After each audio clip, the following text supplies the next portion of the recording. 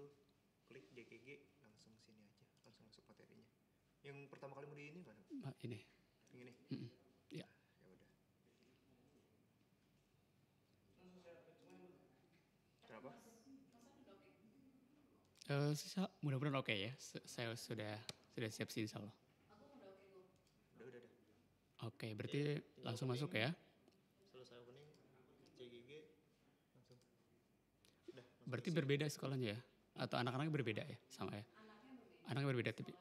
Oke.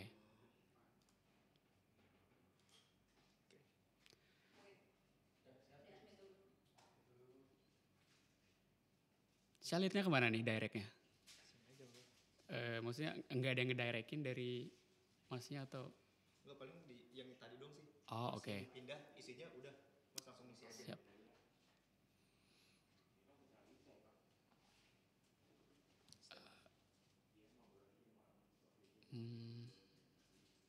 Ini sudah pada masuk kayaknya ya. Selamat siang teman-teman semuanya. Hari ini kita mau ada virtual tour ya. Tadi sesi yang pertama sudah dibuka, jadi hari ini kita akan melanjutkan cerita tentang mengenai menyambut hari ulang tahun kemerdekaan Indonesia gitu ya. Jadi tadi sudah cerita mengenai kebangkitan, pergerakan dan lain sebagainya. Selanjutnya sekarang bersama saya namanya Hans atau Huans gitu ya. Hari ini atau kali ini saya akan menceritakan mengenai salah satu sosok atau tokoh penting dalam perjuangan atau kemerdekaan Indonesia. Siapa lagi kalau bukan namanya Bapak Presiden pertama Indonesia yaitu Soekarno. Ya, jadi nanti dari situ saya akan bercerita mengenai siapa itu Soekarno dan sisi lain dari Pak Soekarno itu seperti apa. Kalau tadi kan sudah mengenai pergerakannya, pergerakan pemuda-pemuda dan pejuang-pejuang Indonesianya. Tapi kali ini hanya akan bercerita satu tokoh saja gitu. Dan tidak akan cerita yang ribet-ribet, ini hanya sekedar semacam autobiografinya Pak Karno, tapi tidak komplit juga karena terbatas oleh waktu ya. Jadi nanti mungkin kita sama-sama belajar, sama-sama mencari tahu informasi yang sekiranya bisa kita pelajari dengan baik, kita ambil untuk sebagai pelajaran. Oke, saya coba untuk menyapa dulu nih. Ada namanya siapa aja di sini? Ada Khalif. Iya Kak. Oke, terus ada Rizky. Yang mana? Ya. Oke, ada Baron. Ya Kak. Oke, nah gitu dibuka, jadi bisa kelihatan. Kita kenalan dulu. Kemudian ada Fauzi. Yang mana? Iya. Oke, terus ada Anindita Putri ya? Saya Kak. Oke, gak kelihatan. Oke, gak mau kelihatan ya. Terus ada siapa lagi? Dari sekolah? Gak ada. Ini sekolahnya dari mana? SMA 48 Kak. SMA 48. Iya. Oke, kelas berapa? Kelas 12 dan 11. Oh, 11, 12 gitu ya. Oke, karena ini mengenai salah satu tokoh, jadi tadi saya sudah sebutkan, sudah mention juga namanya Pak Soekarno. Jadi mungkin teman-teman atau saya apa manggilnya nih enaknya? Teman-teman aja ya, kita bisa jadi berteman nanti. Jadi saya harus informasikan dulu, saya juga bukan guru sejarah, saya bukan ahli sejarah, tapi saya hanya pemandu wisata gitu ya. Jadi meskipun hari ini atau kali ini kita bercerita mengenai Soekarno, bukan berarti hanya tentang politiknya saja, tapi kita tentang sisi lainnya, sisi lain dari Pak Karno itu seperti apa, atau ada apa sih di balik dari cerita kehidupannya Pak Karno, gitu. Oke, sebelumnya ada yang mau bertanya atau sudah tahu secara banyak mengenai Pak Karno mungkin? Banyak yang tahu nggak? Tahu ya pasti ya, karena Presiden pertama Indonesia kan. Jadi Presiden Indonesia sekarang ada berapa? Sudah ada berapa orang yang sudah jadi Presiden? 7 Kak. 7 Pak. Ada yang bisa menyebutin siapa? Saya Kak, Boleh. yang pertama Soekarno, Mm-mm. yang kedua Soeharto, Mm-mm. tiga Habibie, Oke. yang keempat Megawati, Oke. kelima Abdurrahman Wahid, Heeh. keenam Ibu Megawati, yang ketujuh Susilo Bambang Yudhoyono, yang Mm-mm. yang kedelapan Joko Widodo Kak, 8 orang. 8 atau 7?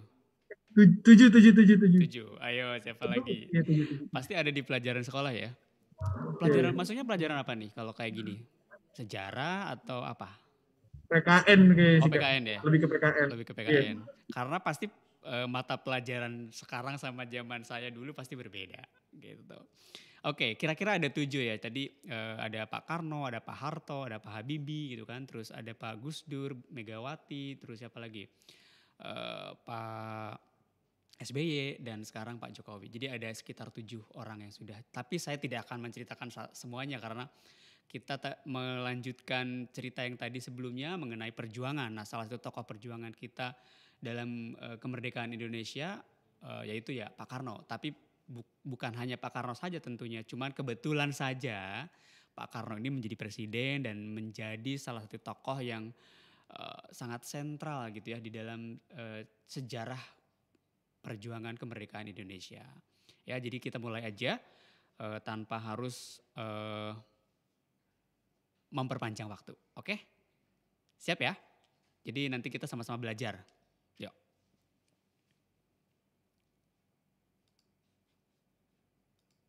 Oke, ya kelihatan ya semuanya.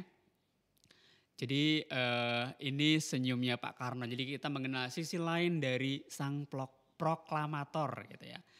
Di situ ada quote-nya juga, mungkin yang suka baca buku atau suka dengan quote-quote yang nanti misalkan di caption atau di cerita-cerita mengenai sosial media teman-teman gitu ya.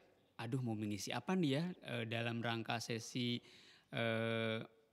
hari ulang tahun kemerdekaan. Nah ini bisa dipakai nih. Salah satunya, 1000 orang tua bisa bermimpi, 1 orang pemuda bisa mengguncang dunia. Soekarno gitu. Nah, Pak Karno ini memang dia sangat menarik, dia sangat energik, dia sangat tegas, dia sangat punya banyak penggemar gitu ya. Mungkin hampir seluruh masyarakat Indonesia pada saat itu dan sekarang pun gaungnya masih sangat menyukai sosok yang namanya Soekarno gitu ya. Oke. Nah ini dia. Jadi nama Pak Karno itu sebetulnya atau Bung Karno itu awalnya sejak lahir dia dikasih nama Kusno. Sudah ada yang pernah dengar namanya? Udah Kak. Udah ya? Ya jadi nama lahirnya itu namanya Kusno. Cuman karena dia itu sering sakit-sakitan jadi di usia sekitar 11 tahunan orang tuanya mengganti namanya menjadi Soekarno dengan ejaan lama SOE ya, Soekarno gitu ya. Nama Kusno itu dihilangkan. Jadi Soekarno itu juga diambil dari nama salah satu tokoh dalam cerita Mahabharata ya, karena orang tuanya itu sangat menyukai cerita itu dan diambillah salah satu sosok bernama Panglima Karna itu di dalam cerita perang Baratayuda. Jadi kalau teman-teman pernah membaca cerita Baratayuda atau Ramayana gitu ya, itu ada nama sosok tokoh namanya Karna. Tapi kalau di dalam bahasa Jawa biasanya huruf A itu kan jadi huruf O. Jadi Soekarno. Cuman karena ini ejaan lama jadi pakai SOE. Nah, kan namanya Karna kan si panglimanya itu. Tapi kok namanya Soekarno gitu. Karena ditambah awalan Su. Dalam bahasa Jawa Su itu artinya baik atau Su atau Sa atau So. Itu namanya artinya baik gitu ya. Jadi Soekarno, Soeharto gitu kan. Itu. Tapi setelah dia jadi presiden karena dia sangat tidak menyukai yang berbau dengan kolonialisme atau penjajahan gitu ya. Akhirnya dia ganti menjadi ejahan yang baru. Jadi Soekarno gitu ya.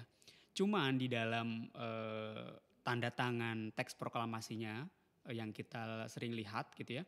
Itu tidak dengan nama Soekarno tapi Soekarno. Karena itu tidak bisa diganti. Jadi itu sudah sebagai bukti penandatanganan teks proklamasi yang sah gitu. Jadi kalau diganti akan ada banyak pertanyaan lagi nanti. gitu. Jadi nah itu Pak Karno ini dia dari kalangan ningrat juga, dari keluarga sebetulnya dari keluarga ya bangsawan katakanlah gitu ya. Bapaknya itu Raden Sukemi, terus ibunya itu dari Bali ya. Jadi bapaknya Soekarno itu Raden Sukemi, dia seorang guru. Jadi dia guru dan dia bertugas atau mengajar di salah satu sekolah rakyat zaman itu di daerah Singaraja Bali. Jadi terus dia ketemu dengan istrinya, artinya ibunya Soekarno, namanya Ida Ayu Nyoman Rai gitu ya, dan dia itu salah satu anak salah satu pemangku adatnya di Bali gitu ya. Jadi otomatis Pak Karno Muslim, terus istrinya Hindu, tapi mereka menikah dan mereka pindah dari Bali ke Jawa Timur gitu. Nah sebelum Pak Karno lahir sebetulnya keluarga dari bapaknya Pak Karno ini mereka sudah punya anak satu namanya juga saya lupa namanya Sukarmini atau Sukarmini namanya. Jadi kakaknya Pak Karno gitu ya. Jadi kakaknya Pak Karno. Baru setelah mereka pindah ke Surabaya lahirlah Pak Karno gitu dengan nama Kusno pertamanya, terus diganti jadi Soekarno. Karena sering sakit-sakitan. Jadi kalau dalam budaya atau tradisi atau kepercayaan orang Jawa pada saat itu kalau anak kecil masih usia belasan sampai 11-15 tahun sering sakit-sakitan, biasanya itu akan diganti namanya gitu. Dan pada saat sakit pun, karena Pak Karno pernah sakit tipes yang cukup lumayan lama dan itu mencemaskan keluarga. Jadi bapaknya Pak Karno itu Pak Sukemi, dia melakukan kayak semacam ritual, kayak kepercayaan gitu ya. Jadi Pak Karnonya tidurnya di atas tempat tidur, tapi bapaknya tuh tidur di bawah tempat tidur. Jadi katanya biar energi positifnya dari bapaknya itu masuk ke tubuhnya Pak Karno yang sedang sakit, jadi sugesti gitu ya, biar cepat sembuh gitu. Dan berharap anaknya akan menjadi lebih baik, sehat, dan menjadi anak yang berguna gitu. Seperti itu. Kemudian foto yang sebelahnya yang tengah ini itu yang pemuda. Jadi ketika dia sudah dewasa ya, sudah kuliah, sudah melakukan aksi pergerakannya untuk melakukan perlawanan terhadap kolonial Belanda waktu itu. Nah ini dia foto ibunya. Jadi Pak Karno itu memang dia sangat menghormati orang tua. Jadi dia sangat-sangat menghormati ibunya karena diajari oleh salah satu sosok yang nanti akan saya ceritakan juga gitu.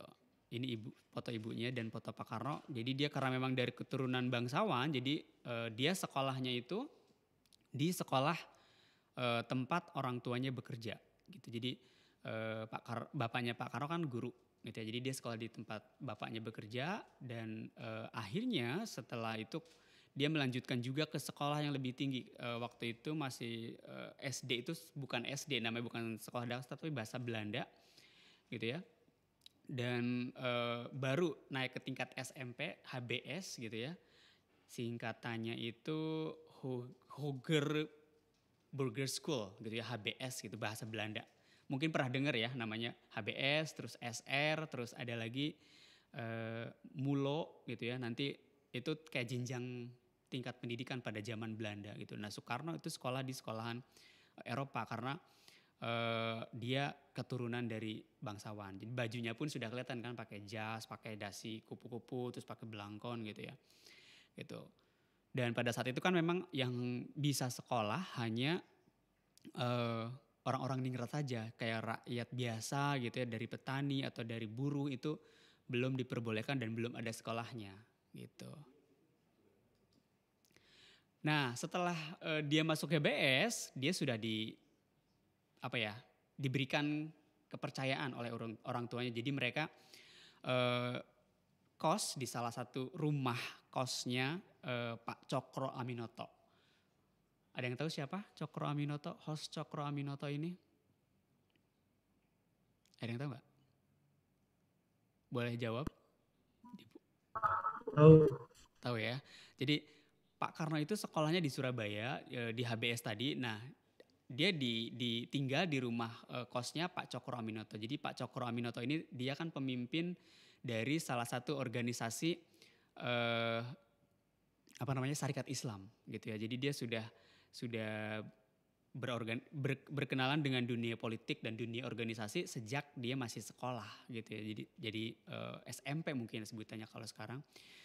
Jadi dia kos di rumahnya Pak Cokro Aminoto bersama dengan tokoh-tokoh perjuangan yang lainnya. Ada tadi mungkin teman-teman atau di sini pernah dengar juga yang namanya Muso. Terus pernah juga yang dengar yang namanya Kartosuwiryo yang pemimpin organisasi tadi. Karena mereka tinggal di daerah kos-kosan atau di kosnya rumahnya Pak Cokro Aminoto tadi. Gitu. Jadi ini bentuk rumahnya. Sekarang rumahnya Pak Cokro Aminoto ini jadi museum. Jadi ini di Surabaya. Jadi nanti mungkin kalau teman-teman pergi ke Surabaya suka dengan sejarah gitu ya, suka dengan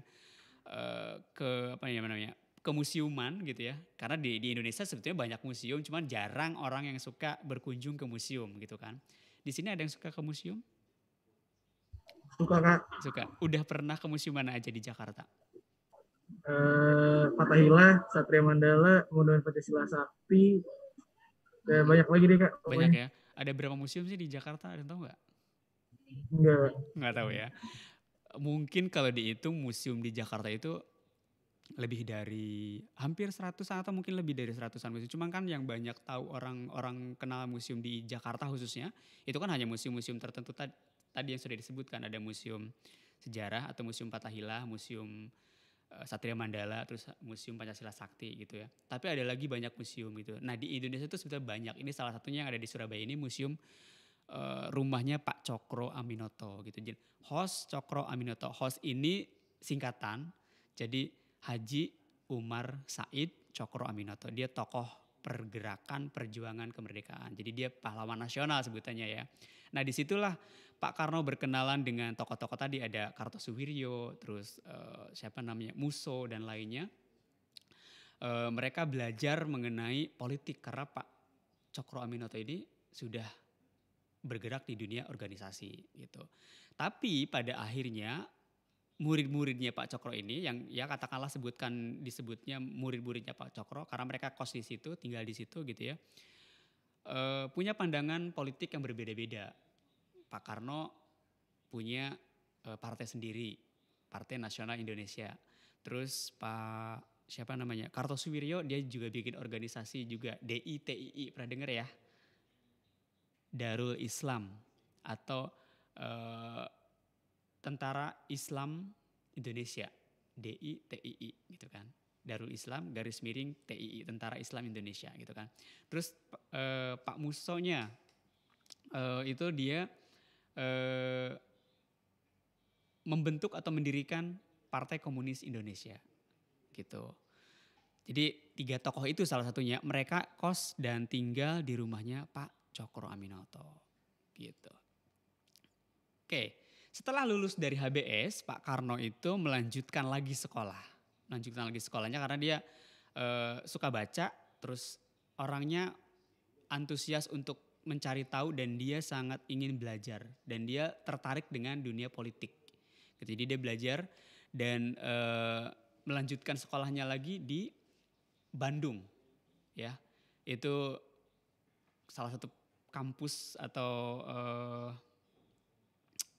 kesukaan atau favoritnya anak-anak Indonesia, hafal mungkin ya semuanya. Itu ada ITB, bener ya? Jadi ada ITB, tapi dulu bahasa Belandanya ITB itu ada yang tahu nggak sebelum diganti menjadi ITB. Jadi sekitar tahun 1923-an Pak Karno tuh berangkat ke Bandung atau pindah ke Bandung karena untuk melanjutkan sekolah di Teknis Hogeschool di Bandung gitu. Jadi itu sekolah untuk teknik gitu ya. Jadi dia mengambil jurusan teknik sipil dan lulus juga sebagai insinyur gitu ya pada saat itu. Nah selama di Bandung dia tinggal di salah satu temannya Pak Cokro Aminoto. Namanya Pak Haji Sanusi. Pak Haji Sanusi ini dia anggota dari partainya Pak Cokro Aminoto yaitu Sarekat Islam gitu ya. Dan di situ Pak Haji Sanusi sudah punya istri, jadi namanya Bu Inggit gitu ya. Tapi mungkin ada yang pernah dengar juga cerita tentang Bu Inggit dan Pak Karno? Atau tahu nggak Ibu Inggit siapa? Ada yang tahu nggak? Inggit-inggit semut. Bukan ya? Jadi Ibu Inggit ini katakanlah ibu kosnya Pak Karno pada saat itu. Karena istrinya Pak Haji Sanusi. Cuman sayangnya karena Pak Haji Sanusi sibuk gitu ya. Jadi dia tidak bisa menemani kehidupan rumah tangganya dengan baik gitu. Jadi setelah sekian lama akhirnya hubungan Pak Karno dan Bu Inggit semakin dekat. Tapi ketika Pak Karno pindah ke Bandung pun sebetulnya dia sudah menjadi suami dari istri pertamanya. Jadi istri pertamanya Pak Karno itu namanya Siti Utari. Itu anaknya dari Pak Cokro Aminoto. Gitu. Jadi itu istri pertamanya. Kemudian dia pindah ke Bandung dan akhirnya terjalinlah hubungan mungkin katakanlah cinta terlarang kalau zaman sekarang itu ya. Jadi mereka menjalin hubungan dengan Bu Inggit karena pada saat itu memang hubungan antara Bu Inggit dan Pak Karno itu lebih intens, lebih dekat karena Pak Karno kan mahasiswa gitu ya. Tapi ketika datang pertama pun ke rumahnya Pak Haji Sanusi gitu ya, Pak Karno ini sudah memberikan kesan yang positif terhadap penghuni rumahnya Pak Haji Sanusi. Kebetulan Pak Haji Sanusi dan Ibu Inggit pada saat itu belum punya anak, tapi sering banyak orang-orang yang datang ke rumah tersebut untuk melakukan semacam diskusi atau sharing mengenai organisasi kegiatan dari partai yang dimiliki oleh Pak Haji Sanusi tadi, gitu, Sarekat Islam, gitu. Jadi selama di Bandung Pak Karno itu selain kuliah ya akhirnya dia belajar juga mengenai organisasi, ditambah sebelumnya kan dia juga belajar mengenai organisasi dari Pak Cokro Aminoto. Nah ketika di Bandung dia akhirnya bergabung lagi dengan tokoh-tokoh lain kayak Ki Hajar Dewantoro, terus Dr. Sutomo atau tokoh-tokoh perjuangan yang lainnya gitu. Jadi ada Cipto Mangunkusumo juga gitu ya. Jadi makin dia mencintai dunia perpolitikan gitu. Jadi selama di Bandung itu dia kayak semakin jiwa kecintaannya terhadap dunia politik itu semakin besar, ditambah lagi dengan wawasannya semakin luas gitu kan, berhubungan dengan berbagai macam budaya, agama dan lain sebagainya. Jadi itu yang mendasari dia sangat mencintai Indonesia gitu kira-kira. Jadi mereka tinggal atau Pak Karno tinggal di rumahnya Pak Haji Sanusi dan Bu Inggit gitu. Ada yang mau bertanya sebelum saya lanjut ke cerita selanjutnya gitu ya. Jadi Pak Karno selain kuliah karena aktif di organisasi, ini adalah gambar yang saya kasih tahu sekarang, ini adalah satu penjara. Karena Pak Karno aktif banget, dia aktif banget di dunia politik yang kegiatannya itu menentang kebijakan-kebijakan yang dibikin oleh pemerintah Belanda. Dia sangat tidak suka gitu ya. Ada aturan-aturan yang tidak pro terhadap masyarakat pribumi. Jadi hanya untuk orang-orang Belanda saja gitu ya. Akhirnya dia ditangkap dan dipenjarakan di salah satu penjaranya ini penjara Bancai. Jadi kalau nanti teman-teman ada main ke Bandung, coba main ke sini. Cuman bangunannya yang kan tadinya jadi penjara besar ya, yang seperti yang di sini gambarnya ini kan ada penjara di sini yang sebelah kiri atau sebelah kanan teman-teman. Ini penjaranya udah nggak ada, jadi sudah jadi ruko sekarang. Nah, cuma ruangan ini saja yang disisakan sebagai bukti bahwa ini adalah ruangan penjaranya waktu Pak Karno di penjara. Kenapa dia di penjara? Karena itu tadi dia sangat frontal, sangat melawan terhadap kebijakan-kebijakan dari pemerintah Belanda. Gitu. Jadi perjalanan itu diceritakan dalam sebuah buku. Jadi selama di Bandung itu ceritanya banyak sekali yang menarik gitu ya. Bukan hanya hubungannya dengan salah satu teteh priangan gitu ya, atau gadis priangan waktu itu gitu ya. Tapi aktivitas sekolahnya atau kuliahnya di Bandung juga diulas. Terus juga aktivitas politiknya dia sampai dia di penjara di penjara Bancai dan penjara Sukamiskin sebelum dia diasingkan ke tempat-tempat lain yang ada di Indonesia. Nanti saya akan sedikit sharing mengenai atau cerita mengenai tempat-tempat pengasingannya. Gitu, jadi ini penjaranya. Nah, ini yang menarik. Ya. Sorry. Perempuan-perempuan Soekarno, ada yang tahu nggak perempuan-perempuan atau orang-orang dekat intimnya Soekarno dalam artian hubungan dekatnya? Ada yang tahu nggak siapa aja? Ini kita mendekati kepada lebih ke privacy ya. Kita bukan ngegosip nih ya. Jadi kita sharing aja bahwa Pak Karno itu orangnya karismatik. Pak Karno itu lahirnya ada yang tahu tanggal berapa? 6 Juni Kak. 6 Juni. Berarti dia zodiaknya apa? Apa ayo? Kalau bulan Juni itu awal bulan Juni biasanya masuknya ke Gemini yang saya tahu. Karena kebetulan saya juga Gemini gitu. Jadi saya sama Pak Karno tuh satu Gemini atau satu zodiak gitu ya. Tapi saya tidak seberuntung atau sehebat Pak Karno sih sayangnya gitu. Jadi orang-orang Gemini itu katanya labil, katanya nggak bisa memegang ucapannya gitu kan. Tapi sebetulnya bukan, saya harus menyangkal gitu ya. Kita itu punya dua sisi yang berbeda. Kadang-kadang seperti yang Pak Karno bilang, kadang-kadang saya tegas. Kadang-kadang saya harus menekan atau kadang-kadang saya harus memaksa gitu. Tapi di satu sisi saya harus lembut, saya harus baik, saya harus menonjolkan sisi kecintaannya yang sangat katakanlah ya kelembutan dalam artian positif ya gitu. Salah satunya adalah banyak disukai dan intelektual itu menjadi salah satu sosok atau indikasi orang-orang Gemini katanya gitu ya. Katanya orang Gemini itu inteleknya tinggi, terus punya jiwa humor, terus juga punya keramahan atau friendly atau hangat terhadap siapapun gitu ya. Makanya ketika Pak Karno datang ke Bandung, ketika bertemu dengan Pak Haji Sanusi dan Ibu Inggit itu sebetulnya sudah terpesona oleh sosok Pak Karno. Bisa dibayangkan pada saat itu usianya Pak Karno baru sekitar 20-an mungkin ya. Dan itu sudah menikah dengan anaknya Pak Cokro Aminoto tadi, Siti Utari tadi. Nah baru ketika di Bandung ini sudah masuk ke perempuan-perempuannya ya. Jadi sudah ada dua nih. Pertama ada Ibu Utari atau Siti Utari anaknya Pak Cokro Aminoto. Kedua ada Ibu Inggit ini. Ini jadi Ibu Inggit ini perempuan kedua yang dinikahi oleh Pak Karno. Pada saat itu usianya 15 tahun lebih tua daripada Pak Karno. Jadi Pak Karno tuh lagi gemes-gemesnya gitu, lagi lucu-lucunya katanya. Kalau zaman sekarang tuh siapa ya bisa disosokkan seperti siapa gitu Pak Karno itu. Jadi orangnya tuh Pak Karno tuh rapih, baju tuh harus rapih gitu ya.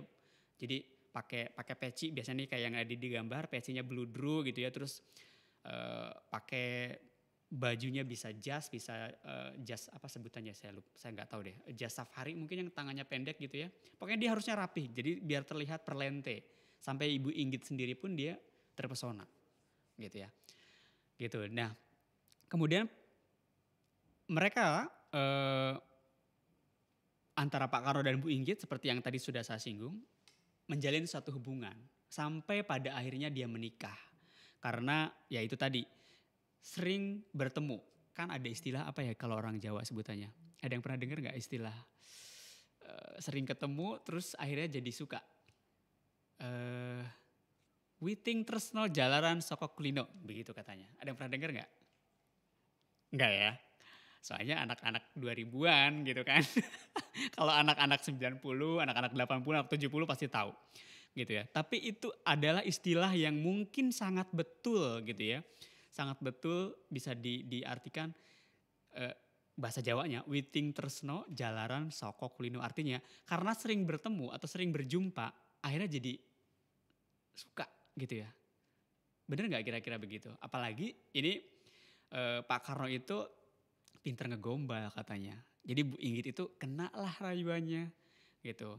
Ketika mendapatkan istri yang pertama, Ibu Siti Utari pun dia sudah mengatakan ketika dia kos di rumah bapaknya, Dek, kamu suatu saat yang akan menjadi istri saya gitu. Jadi itu langsung ngegombal gitu. Jadi akhirnya jadilah istrinya gitu kan, istrinya Pak Karno yang pertama. Cuman akhirnya bercerai dan akhirnya ketika di Bandung dia ngegombal lagi ke istrinya Pak Haji Sanusi, Ibu Inggit ini, karena antara Bu Inggit dan Pak Haji Sanusi itu jarang ketemuannya di rumah tuh jarang. Jadi hanya mungkin pas malam aja atau mungkin malam pun sudah menjelang pagi, karena kesibukan Pak Haji Sanusi itu selain berdagang gitu ya, dia aktif di organisasi tadi. Jadi intensitas ketemunya kurang. Malah ketemunya sama Pak Karno yang cuma kuliah, terus organisasi, ngerjain tugas, diskusi-diskusi di rumah sama teman-temannya. Jadi dia kayak akhirnya muncul rasa suka di antara mereka gitu. Dan cerita antara Pak Karno dan Bu Inggit itu dibukukan juga atau diceritakan juga dengan judul kalau saya tidak salah itu sebutannya Ku Antar ke Gerbang Kemerdekaan. Jadi itu cerita panjang mengenai kisahnya Ibu Inggit bersama Pak Karno di Bandung dan di tempat-tempat lain gitu. Terus kemudian di foto yang sebelah kiri itu ada foto Pak Karno naik sepeda dengan siapa kira-kira? Ibu Fatmawati. Ibu Fatmawati. Ada yang tahu siapa Ibu Fatmawati atau gimana ceritanya? Ketemu waktu Bung Karno diasingin ke Bengkulu, Kak. Betul. Berarti sering baca juga ya. Karena harus baca sih, betul. Betul. Jadi sebelum diasingkan ke Bengkulu itu sebetulnya ceritanya panjang yang dibukukan di dalam buku yang tadi saya bilang, Ku Antar sampai ke Gerbang Kemerdekaan. Itu panjang ceritanya. Jadi ini lebih banyak menceritakan Bu Inggit dan Pak Karno. Tapi sebetulnya Pak Karno itu sebelum mencintai perempuan-perempuan Indonesia yang akan saya ceritakan tadi, tidak banyak sih maksudnya yang akan saya ceritakan, tapi dia juga sempat ngegombalin perempuan-perempuan Belanda gitu ya. Atau dia suka, ya namanya juga cowok gitu ya, lihat perempuan cantik gimana sih gitu kan. Itu normal banget gitu kan. Bahkan Pak Karno pun dia harus mengingatkan, ya laki-laki normal mana kalau nggak ngeliat perempuan cantik tidak langsung jatuh cinta gitu. Tapi sama perempuan-perempuan Belanda itu tidak bersambut. Karena apa? Karena pada saat itu kan ada diskriminasi ya antara pribumi dan orang-orang Eropa atau orang-orang Belanda. Jadi perempuan-perempuan Belanda itu tidak menerima. Salah satu perempuannya mungkin yang namanya mungkin bisa saya sebut Min Hassel, terus ada Rika Melhuizen, terus ada Paula Gobe dan lain sebagainya. Itu ditolak mentah-mentah atau dilarang oleh orang tuanya gitu.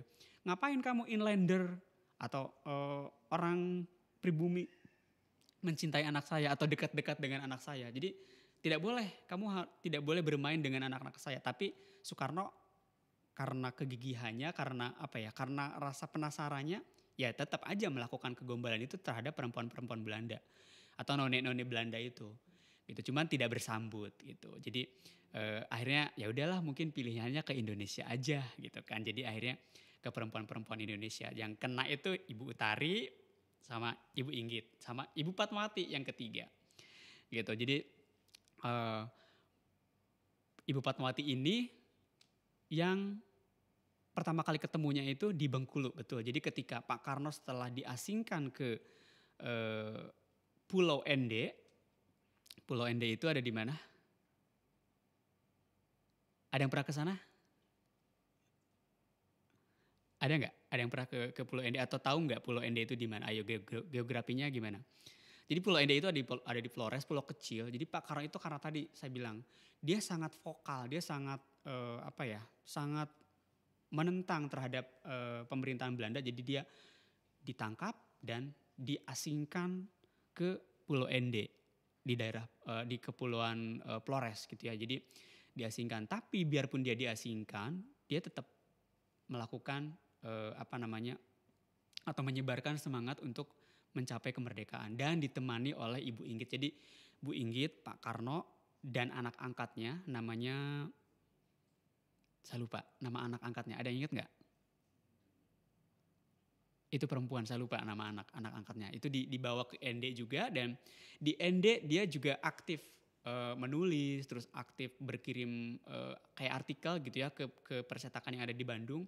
Terus juga dia aktif dengan berkesenian karena memang Pak Karno itu suka juga dengan berkesenian gitu. Jadi baru setelah itu diasingkan, dipindahkan ke Bengkulu. Nah di sanalah dia ketemu dengan yang namanya Ibu Padmawati. Tapi nama aslinya Padmawati ada yang tahu nggak? Sebelum diganti jadi nama Padmawati. Ada yang tahu nggak? Fatimah. Fatimah, betul sekali. Gitu. Jadi nama aslinya adalah Ibu Fatimah. Jadi Fatimah itu anak salah satu tokoh juga, tokoh pergerakan pendidikan Muhammadiyah. Jadi waktu itu karena ada Pak Karno di Bengkulu, jadi saya lupa nama tokohnya tersebut. Nah itu bapaknya Ibu Fatimah atau Ibu Padmawati. Jadi dia membawa anaknya ke rumah pengasingannya yang ada di Bengkulu. Jadi di situ udah ada Ibu Inggit, anak angkatnya Ratna Juami. Sorry saya baru ingat namanya, anaknya itu anak angkatnya Ratna Juami. Umurnya itu hampir samaan antara Ratna Juami dan Fatimah atau Padmawati. Di situ Ibu Inggit sudah merasakan bahwa kayaknya ini ada apa-apanya nih antara Bung Besar atau Bung Karno dengan Ibu Padmawati ini. Dan Padmawati pun seperti itu, sudah merasakan ketertarikannya seperti halnya Ibu Inggit pada saat pertama kali melihat sosok Pak Karno. Karena Pak Karno tuh pokoknya charming banget deh. Dia itu sosok yang enak dilihat, nyenengin, friendly. Karena orang-orang Gemini tuh kayaknya begitu deh, gampang nyampur sama orang-orang baru. Kayaknya kalau menurut saya, karena saya juga Gemini sih. Gampang, pokoknya seakrab deh SKSD aja gitu. Siapa lu terserah gitu. Berkenalan di situ dan akhirnya betul, dugaan Ibu Inggit betul, mereka akhirnya menjalin hubungan. Dan Pak Karno bilang, saya tidak akan menyingkirkan kamu, Git, tapi saya kan sudah umurnya sekian gitu ya. Saya ingin punya keturunan gitu. Karena dari pernikahan antara Ibu Inggit dengan Pak Karno tidak mendapatkan keturunan. Gitu ya. Jadi akhirnya mereka akhirnya menikah dan Ibu Inggit tidak mau dong dimadu. Mana ada perempuan yang mau dimadu. Gitu. Jadi akhirnya Bu Inggit mundur secara pelan-pelan gitu ya. Ya udah, akhirnya mereka menikah dan Bu Inggit balik ke Bandung. Mereka menikahnya itu di Jakarta. Jadi pakai perwakilan dulu. Pakai perwakilan, jadi setelah sah jadi istrinya, baru mereka dikirimkan ke Bandung. Gitu. Dan ke Jakarta. Baru Bu Inggit balik ke Bandung. Oke, perempuan berikutnya, ini masih banyak sebetulnya ya, tapi ini saya singkat aja. Perempuan berikutnya yang setelah Ibu Padmawati, karena Ibu Padmawati merupakan ibu negara pertama gitu ya. Tapi Pak Karno itu memang katakanlah dia itu mungkin kalau sekarang sebutannya apa ya? Pucuk boy atau apa? Saya nggak tahu, mohon maaf gitu ya. Akhirnya dia suka juga sama perempuan yang namanya Ibu Hartini. Ketemunya juga dalam acara berkesenian di daerah Yogyakarta. Jadi Ibu Hartini ini janda, punya anak 5 gitu ya. Tapi Pak Karno suka karena menurut Pak Karno dia cantik gitu. Pokoknya ada perempuan cantik dia suka, dia deketin gitu. Itu kelemahannya gitu ya. Mungkin silakan boleh ditiru atau dalam yang positif, tapi janganlah ya kalau banyak perempuan kan kasihan ya perempuannya gitu. Baru kemudian setelah itu juga Pak Karno deket juga dengan perempuan yang bernama siapa? Ini ada yang tahu nggak?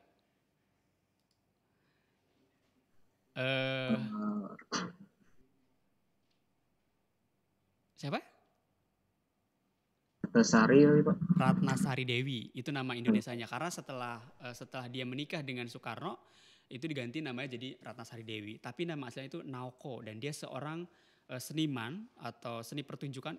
Bu Hartini juga seorang seniman. Jadi Pak Karno sangat suka dengan kesenian gitu. Jadi akhirnya mereka menikah dan ya sudah sampai akhirnya meninggal Pak Karno bersama dengan Ibu Ratna Sari Dewi. Gitu. Nah, sosok lain dari Pak Karno itu ada kita mengenalnya dengan nama Sarinah. Yang di Jakarta tahu dong, Sarinah itu di mana? Ya. Itu Sarinah itu di Jalan Tamrin. Itu Sarinah itu adalah salah satu pusat perbelanjaan pertama dan gedung pencakar langit pertama yang ada di Indonesia.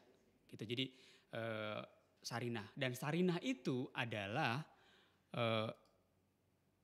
sosok perempuan yang mengajarkan Soekarno hal-hal budi pekerti juga gitu ya. Jadi gimana cara mencintai rakyat kecil, gimana cara mencintai perempuan gitu ya, itu diajarkan oleh yang namanya perempuan bernama Sarinah. Jadi untuk menghormati sosok Sarinah itu, dia membangun pusat perbelanjaan pertama di Indonesia dengan sebutan Sarinah, dan dibukukan juga sama Pak Karno gitu. Selanjutnya ini salah satu bangunan yang mungkin bisa teman-teman lihat juga kalau lagi main di mana nih, Tugu atau Monumen Proklamasi. Ini rumah tinggalnya Pak Karno pertama di Jakarta. Dan ini Tugu yang di bawah kanan ini, Tugu Obelix ini bukan Tugu Proklamasi ya. Jadi ini Tugu peringatan Perjanjian Linggarjati. Panjang lagi ceritanya itu. Jadi saya tidak akan bercerita mengenai itu. Nah, Tugu Proklamasinya yang mana? Yang ini nih, yang ada petirnya. Jadi ini nama Tugu Proklamasi. Itu dulu bekas dibacakannya teks proklamasi. Pertama kali itu kan di rumahnya dia kan, di halaman rumahnya. Itu yang disebutnya dengan Tugu Proklamasi. Nah, kalau gambar yang di atas kanan ini, itu tokoh proklamator. Jadi Pak Karno dan Bung Hatta. Gitu. Kalau rumahnya di Monumen Proklamasi ini sekarang tidak ada. Hanya ada monumennya saja, Monumen Obelix Perjanjian Linggarjati dengan tokoh proklamator. Nah, ini tadi saya sempat singgung juga rumah pengasingan. Rumah pengasingannya itu ada di Ende. Kira-kira bentuk bangunannya seperti ini. Jadi bentuk bangunannya sederhana sekali. Ini tempat tinggal mereka waktu diasingkan di Pulau Ende atau di Flores. Sekarang jadi museum. Jadi nanti kalau ada yang suka traveling, suka backpackeran, kalau teman-teman ke Flores boleh mampir ke sini. Ini dia pulaunya kira-kira seperti ini, dan sempat juga dimasukkan di dalam gambar uang pecahan 5.000. Sekarang uangnya udah nggak ada gitu ya. Ini Danau Kalimutu, salah satu danau dengan 3 warna nih kayak gini ya. Ini pulau kecilnya, Pulau Ende. Gitu, diasingkan di sana. Ini rumah pengasingannya yang ada di Bengkulu gitu ya. Tempat pertemuannya antara Pak Karno dan Ibu Fatmawati. Nah, ini dia mobil bersejarah. Ada yang pernah ke Museum Juang 45? Belum ya. Nanti coba kalau misalkan main ke museum di Jakarta Pusat, ini Museum Gedung Juang 45. Ini ada mobil dari Presiden pertama dan Wakil Presiden pertama Indonesia. Biasanya kalau mau menjelang peringatan 17 Agustus itu dipamerkan di halamannya gitu. Jadi ini cerita uniknya dari mobil ini, selain sebagai mobil Presiden pertama Indonesia, mobil ini hasil dari bukan ngerampok sih sebetulnya, tapi mungkin boleh dikatakan seperti itu. Karena pada saat itu setelah pembacaan teks proklamasi, Pak Karno nggak punya kendaraan untuk keliling gitu kan, kayak pawai untuk menyemangati rakyatnya. Akhirnya salah satu temennya yang bernama Sudiro, dia ngelobi ke salah satu supir pribadi dari pejabat Departemen Perhubungan Jepang. Ngomong-ngomong gitu ya, Pak mau nggak mobilnya saya beli dengan harga sekian gitu ya. Akhirnya karena itu sebetulnya bukan mobil bapak supirnya itu kan, cuma mobil orang Jepang. Tapi karena si Pak Sudiro ini pengen sekali memberikan mobil atau kendaraan atau transportasi untuk presidennya, akhirnya mereka berdiskusi lah. Akhirnya dikasihin tuh sama supir orang Jepang itu, dikasih duit 300 rupiah. Dan udah kamu pergi aja katanya, kamu pergi kemana terserah, kamu pulang kampung kek atau kemana kek katanya. Diambil dan diserahkan ke rumahnya yang ada di Pegangsaan tadi, dipakai untuk Pak Karno gitu. Urusan nanti dengan orang Jepang saya yang ngurus gitu, kata Pak Sudiro. Akhirnya mobil inilah yang menjadi mobil Presiden pertama Republik Indonesia. Ini keluaran tahun 1938 dari perusahaan asing di Amerika gitu. Pak Karno sangat dekat dengan yang namanya rakyat. Karena dia pernah juga berpidato atau memberikan semacam pidatonya di beberapa daerah sebelum dan sesudah jadi presiden pun dia sangat dekat dan dia nggak mau ada jarak antara presiden dengan rakyatnya. Sama siapapun, mau petani, mau orang kelas elit gitu ya, sama perempuan, sama laki-laki, sama anak-anak, semuanya harus karena diajarkan sama Ibu Sarinah itu seperti itu. Kamu harus mencintai rakyat. Kamu harus kalau misalkan kamu jadi seorang pemimpin itu harus mencintai rakyat, mencintai orang statusnya rendah, buruh tani, buruh apa segala macam kamu harus dekatin karena nanti kamu akan tahu perasaan mereka itu seperti apa gitu. Kira-kira seperti itu. Nah, akhirnya dia tidak ada jarak tuh antara rakyat dan presiden. Seperti yang sekarang ya mungkin antara Pak Jokowi dan presiden dan rakyatnya tidak ada jarak gitu. Nah kan sambil minum pun begini, berdiri gitu kan. Jadi dia sangat nyantai orangnya. Duduk di pinggir sawah karena dia sangat mencintai rakyatnya. Gitu. Dan sangat memikirkan kesejahteraan rakyatnya itu seperti apa. Terutama soal pangan. Karena pangan itu adalah soal hidup dan matinya bangsa pada saat itu. Oke, sebelum ke rumah Wisma Yaso ini atau langsung aja deh nggak apa-apa. Jadi nanti sekalian yang saya akan memberikan satu video, tapi nanti terakhir aja. Jadi ini rumah Wisma Yaso. Ada yang pernah kesini tadi? Siapa yang bilang ya namanya saya lupa. Ini Museum Satria Mandala sekarang. Ya, ada yang pernah ke sana ya. Jadi Museum Satria Mandala ini sekarang jadi museum. Dulunya adalah Wisma Yaso. Dan dulu Ibu Kartika Sari itu sempat tinggal di sini gitu. Jadi Pak Karno ketika sakit itu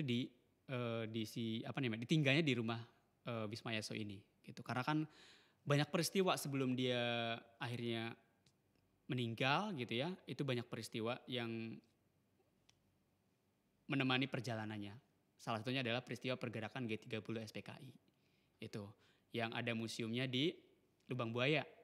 Itu kan gara-gara itu. Jadi intriknya banyak sekali, ceritanya banyak sekali, tapi karena kita tidak banyak waktu gitu, jadi saya hanya cerita yang poin-poinnya saja. Wisma Yaso ini sekarang jadi Museum Satria Mandala dan ini lokasinya ada di wilayah Jalan Gatot Subroto, ya daerah deket Semanggi situ, gitu. Dan sekarang Wisma Yaso ini kan di bawah ininya Tentara Angkatan Darat ya atau TNI gitu ya. Nah ini ketika dia meninggal, rakyat itu sangat kehilangan dia. Gitu ya. Dia tuh sakitnya udah komplikasi, ada ginjal dan lain sebagainya gitu ya. Tapi semangat untuk membahagiakan atau memperjuangkan kemerdekaan untuk rakyatnya itu sangat besar. Dia sangat mencintai rakyatnya dan bangsanya. Sampai semua rakyat Indonesia pada saat itu sangat kehilangan sosok yang namanya Pak Karno atau Bung Besar mereka menyebutnya. Gitu. Dimakamkannya dia di Blitar ya. Karena sebetulnya menurut Ibu Kartika Sari, Pak Karno itu meminta dimakamkan di salah satu wilayah di daerah Priangan yang teduh, nyaman, adem gitu biar saya merasakan betul-betul yang namanya peristirahatan terakhir. Gitu ya. Maksudnya itu dia ingin dimakamkan di daerah Bogor, di dekat Istana Bogor gitu. Dan berharap nanti suatu saat Kartika Sari ketika dia meninggal pun dimakamkannya dalam satu makam yang sama dengan Pak Karno karena dia sangat mencintai Ratnasari Dewi gitu. Ini peti jenazahnya. Ada yang pernah lihat? Peti jenazahnya ini ada masih karena kan Pak Karno seorang muslim jadi dia dimakamkan secara muslim dan peti jenazah ini hanya dipakai untuk ketika membawa dia dari rumah sakit ke Wisma Yaso gitu ya sebelum dibawa ke Blitar gitu. Jadi dimakamkannya di Blitar itu karena dekat dengan keluarganya gitu ya. Tapi ada juga cerita lainnya ya kenapa dia dimakamkan di Blitar. Tapi saya tidak akan share di sini karena itu cukup sedikit sensitif. Gitu. Jadi ini peti jenazahnya sekarang ada di Museum Prasasti Jakarta. Ada yang tahu Museum Prasasti?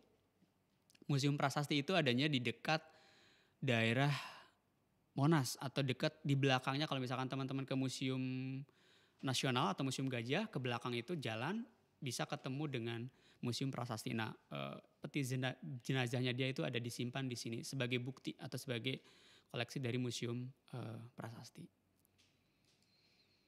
Nah, ini salah satu beberapa peninggalan yang diinisiasi atau diberikan oleh Pak Karno. Ada Monumen Nasional, ada Tugu Pancoran, ada Hotel Indonesia dan Tugu Selamat Datang. Sebetulnya masih banyak lagi, cuman ini saya hanya tampilkan 3 saja gitu ya.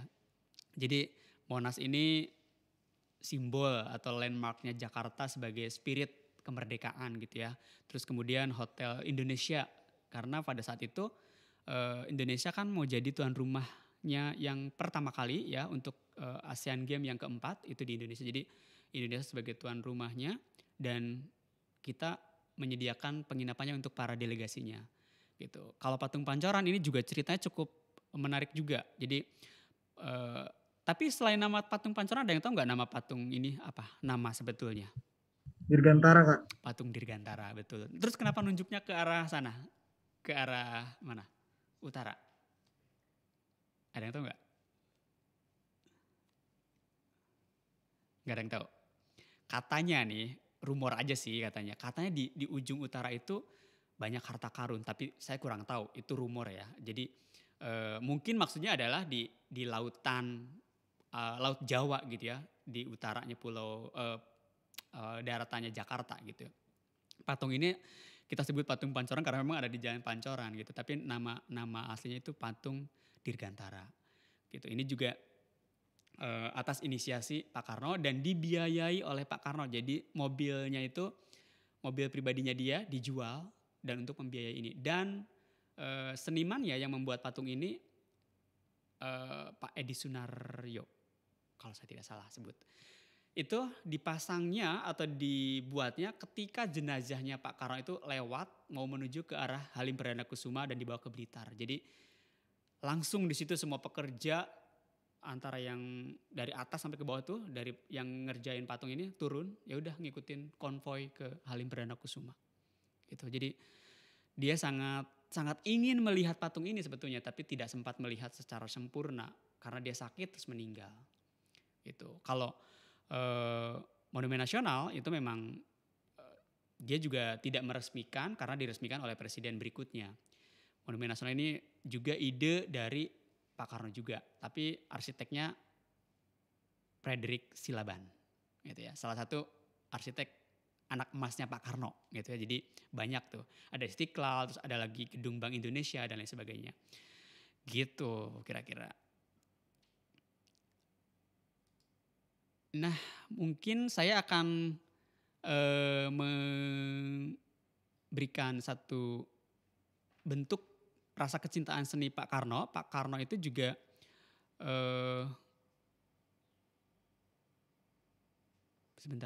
menyukai seni kan.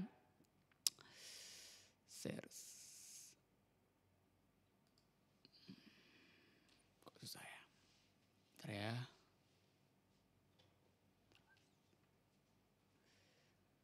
Saya videonya sebentar ya.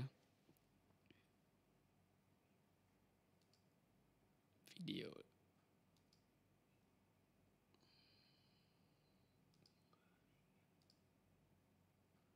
Jadi video salah satu lagu dari ciptaannya dia.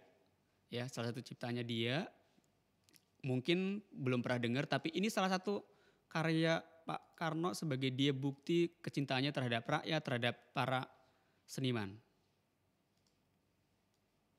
Oke. Lagu lama ini. Iramanya seperti ini. Lama-lama enak dengerin lagu ini loh. Pernah denger? Pernah, Kak. Ya. Kalau yang bisa nyanyi boleh sambil nyanyi. Jadi Pak Karno itu suka dengan pertunjukan, suka dengan lukisan, suka dengan lagu gitu ya. Karena dia sangat mencintai itu tadi karya anak-anak bangsa. Gitu. Kita dengerin dulu.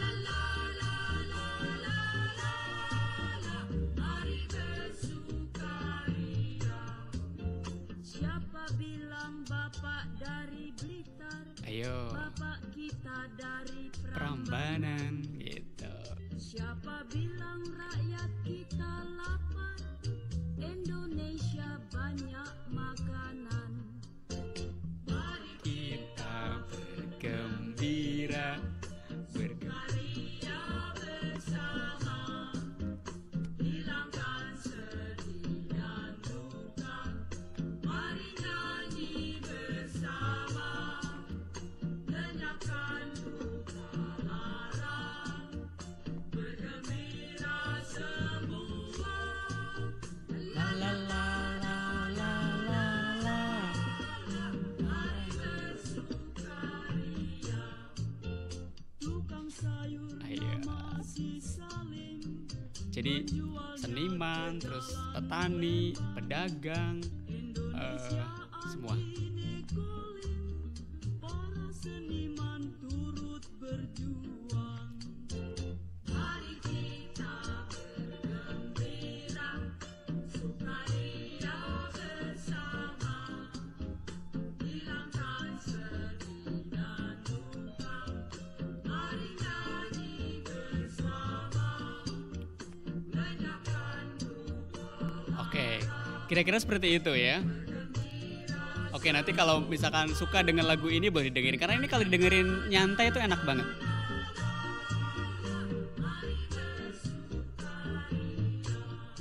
Oke, saya stop dulu ya. Nah, kira-kira seperti itu. Jadi sharing mengenai Pak Karno atau virtual tour mengenai Pak Karno itu kira-kira seperti itu. Jadi kita sekarang mungkin sesi tanya jawab. Kalau ada yang mau bertanya akan saya jawab. Kalau saya bisa saya jawab. Tapi kalau misalkan tidak bisa saya jawab, ya akan saya keep sendiri gitu ya. Jadi silahkan. Jadi lagu tadi yang terakhir itu ciptaannya dia dan direkam oleh perusahaan rekaman di Jakarta atau di Indonesia untuk seniman-seniman Indonesia pada saat itu. Jadi diinisiasi oleh Pak Karno dan direkam oleh perusahaan rekaman yang dimiliki oleh namanya Jack Lesmana. Jack Lesmana itu adalah orang tuanya Indra Lesmana dan Mira Lesmana. Gitu. Oke? Ada yang mau bertanya? Silakan. Atau ada yang mau nyanyi? Kak, saya mau nanya Kak. Boleh. Siapa namanya? Baron Kak. Baron, oke.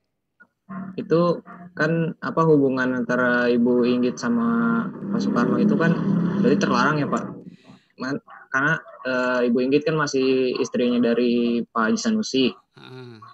Nah itu Pak Haji Sanusinya ada kayak misalkan tensi nggak sama Bung Karno gitu Pak? Oke. Iya. Oke, itu ya pertanyaannya. Menarik bener. Pasti orang penasaran sih. Ini orang ini banget sih gitu ya. Karena pertanyaan seperti itu saya jawab ya. Karena memang lumayan. Pasti orang akan bertanya sih. Jadi betul. Tapi dalam hubungan itu sebetulnya ketika menikah Pak Sanusi itu dia orangnya cuek banget gitu ya. Sementara perempuan mana sih yang mau digituin? Ayo yang punya cewek jangan gitu ya. Nggak balas SMS, nggak balas WA gitu ya. Nggak ngecek status gitu kan kalau sekarang. Kalau dulu kan nggak ada status-status gitu ya. Jadi Pak Sanusi tuh sibuk banget gitu. Jadi kayak dia organisasi terus dagang juga. Bu Inggit perempuan dong gitu. Butuh dong gitu yang namanya belayan. Terus manja-manjaan mungkin gitu ya. Pak Karno sosok yang menarik mungkin kayak sekarang tuh siapa ya? Saya nggak tahu sih mau ngegambarin siapa. Dia orang sosok yang menarik, diajak bicara juga enak gitu. Karena Pak Karno tuh mau berbicara atau berdiskusi dengan siapa saja, tidak membatasi laki-laki, perempuan gitu ya, kiai, Islam, Kristen semuanya dia. Jadi kedekatan antara Pak Karno dan Ibu Inggit sebetulnya Pak Haji Sanusinya nggak masalah gitu ya. Tapi akhirnya karena Pak Karno sudah beberapa kali menyatakan perasaannya kepada Ibu Inggit, akhirnya Bu Inggit kan luluh dong. Nggak mungkin dong perempuan tadinya first impression juga dia udah naksir terus tiba-tiba langsung gue suka sama elu, terus gimana dong? Akhirnya ya udahlah gue pilih Pak Karno aja gitu kan. Akhirnya udah mereka minta izin atau Pak Karno minta izin ke Pak Haji Sanusi bahwa saya menyukai istri kamu. Gimana tuh? gitu. Tapi Pak Sanusi karena dia juga paham saya tidak bisa memberikan yang terbaik sebagai suami, ya udah akhirnya mereka bercerai, Pak Haji Sanusi dan Ibu Inggit, dan akhirnya mereka menikah gitu. Setelah itu baru hidup sekitar 20 tahun yang tadi memperjuangkan gitu ya, ketika Pak Karno di penjara, Pak Karno diasingkan gitu. Itu sama Bu Inggit, dan kisah cintanya menarik sekali. Kalau teman-teman pernah nonton juga, nanti mungkin boleh cek juga, itu ada filmnya yang difilmkan, diperankan sama Baim Wong kalau nggak salah, Baim Wong sama Paramita Rusady atau siapa gitu, saya lupa. Itu hubungan percintaannya menarik banget gitu ya. Jadi tidak ada tensi sih antara Pak Karno, Ibu Inggit, dan Pak Haji Sanusi. Karena mereka izin akhirnya gitu. Dan Pak Sanusi memaklumi bahwa saya tidak bisa memberikan yang terbaik untuk Bu Inggit. Gitu. Pak Karno cukup gentle juga. Jadi setiap dia akan melakukan pendekatan dengan perempuan ketika dia sudah suka gitu ya. Cuman itu kelemahannya Pak Karno tuh gak bisa ngeliat perempuan cantik. Gak ada yang gak cantik perempuannya Pak Karno itu. Gitu. Dari Ibu Utari dia udah ngegombal. Terus Ibu Inggit udah ngegombalin juga. Sampai Ibu Inggit akhirnya karena dia gak mau dimadu, ya dia mundur. Apa kalau kemarin lagunya yang sempat viral tuh, mundur alon-alon gitu kan. Jadi ya udahlah gue nyerah daripada gue gak mau dimadu gitu kan. Akhirnya udah. Gitu, jadi tidak ada tensi antara Pak Karno dan Pak Haji Sanusi. Malah mereka semakin dekat, semakin memperjuangkan apa misinya dari pergerakan mereka masing-masing. Gitu. Ada lagi? Oh, terima kasih Kak. Oke, siap. Oke, kalau tidak ada berarti saya akan akhiri pertemuan ini. Mudah-mudahan teman-teman suka dan nanti kalau ada yang mau main-main ke museum tentang mobil presidennya, terus tentang bekas rumahnya Pak Karnonya dan lain sebagainya, boleh ikut dengan Jakarta Good Guy juga kalau mau walking tour atau tour sendiri gitu ya. Tapi ya kalau di masa pandemi ini harus tetap jaga ini ya, protokol kesehatan, cuci tangan, pakai masker dan lain sebagainya. Gitu. Oke, dari saya itu aja. Jadi mudah-mudahan kita bisa ketemu lagi dalam pertemuan yang lain. Terima kasih untuk antusiasnya dalam kesempatan ini dan sampai ketemu di lain kesempatan. Dadah. Tepuk tangan untuk kita semua. Terima kasih Kak. Terima kasih. Terima kasih Kak. Thank you ya. Terima kasih Kak. Terima kasih Kak. Sama-sama.